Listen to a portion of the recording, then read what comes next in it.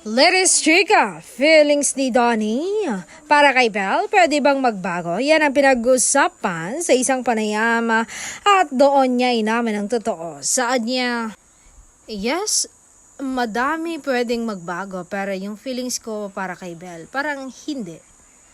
Hindi dahil wala akong option kundi dahil sa bawat araw o oras, siya yung gusto kong piliin talaga. Hindi man perpekto ang aming relasyon, ang lahat. May misunderstandings, may pagod, alam mo yan, may doubt.